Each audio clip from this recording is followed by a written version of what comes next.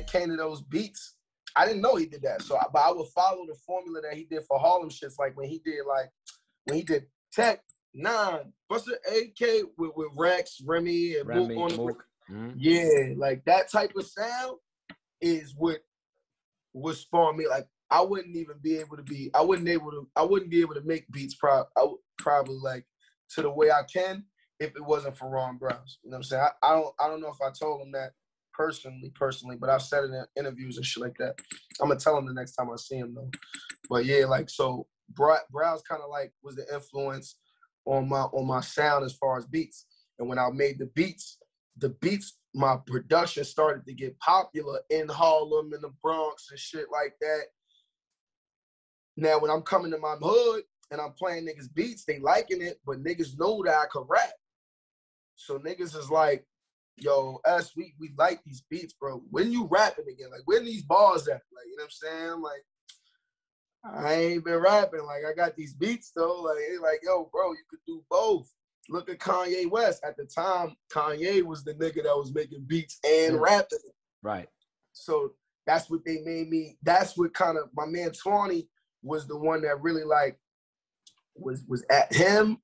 Tawny was the one who made me actually go in the studio, but it was him, my man Doughboy, and my uncle, which is my father's brother, Seth. They was the ones that was really in my ear, really telling me like, yo, bro, you can do both. You don't have to just do beats. You can rap still. We like your raps. Rap, you got something.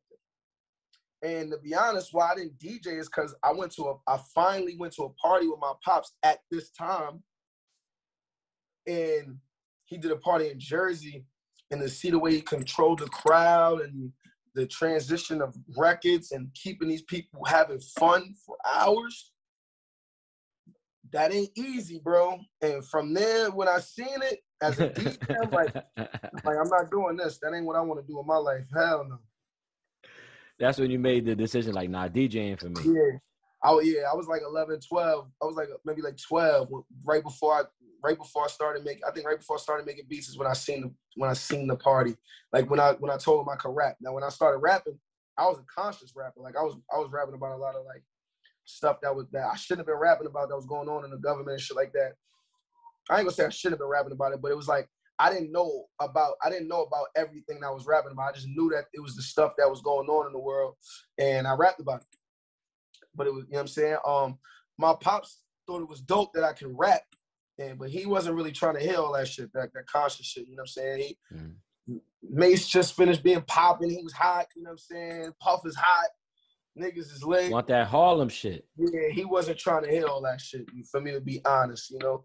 So, you know, but the niggas who made me listen to rap, period, was Wu-Tang. So you was able to get rawness and some consciousness from them. You know what I mean? Not in a common or Fairmont or Talib Kweli type of conscience, but it was raw. You know what I'm saying? It was some raw conscience. It wasn't preachy. So that's where I got it from. But my pops just was not trying to hear that shit. He was just like, yo, bro, you from Harlem, boop, boop, boop. You know what I'm saying? You gotta like, but I'm seeing things from all shit, because when I'm young, I used to stay with my mom's. My mom's lived in Brooklyn.